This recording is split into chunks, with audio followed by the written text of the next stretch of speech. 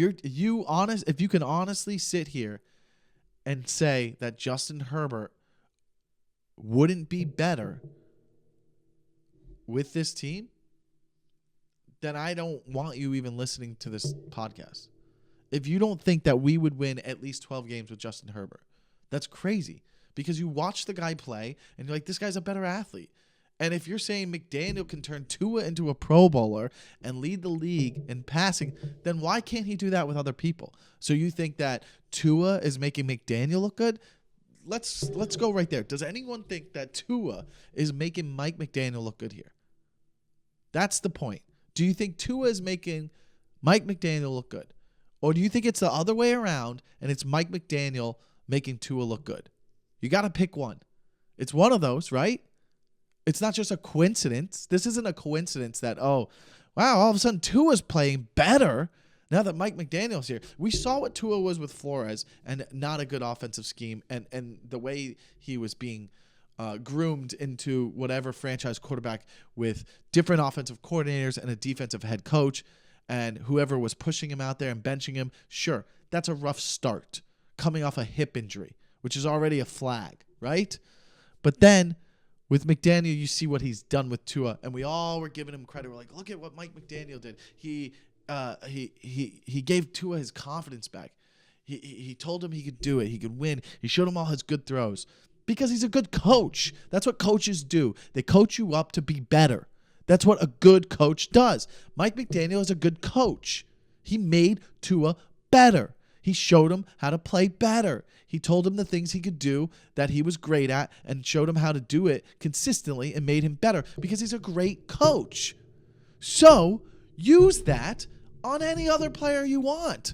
He can make players better. They did it with Austin Jackson. They made him better. They made some practice squad guys play a little bit better in the secondary. They made offensive linemen play better. He made running backs have a second wind in their career at 31 and lead the league in touchdowns. He made running backs better. Late round running backs better. Okay? So, why wouldn't you give him another chance to make somebody else even better? A rookie quarterback. Why not? It's not Tua. I assure you, if you throw Tua on the Steelers, they're having the same year. Tua's not going to turn the Steelers into a 12-win team. Do you think so? Do you think if Tua was on the Texans, they would make the playoffs? Ask yourself that. Do you think if Tua was on the Texans, they would make the playoffs? Okay? Do you think if Tua was on the Chargers, they would do better than what they did this year? Do you think Tua would have won 7 games in Denver in that mess? Do you think Tua would have won more games in Las Vegas? What, they go 7-10? You think they would have went like 8-9 or something? A little bit better? You think he would have done better than Carr in New Orleans? Do you think he would have done better than Dak in Dallas? They went 12-5. Do you think he would have done better than Jalen Hurts? And they went 10 and ended up 10-7? Even with that collapse? Do you think he would have done better than Purdy in San Francisco? So that one you might argue, but yeah, he could even maybe he could do better than Purdy. But then you could have, this is why I think you could have the same thing with Purdy.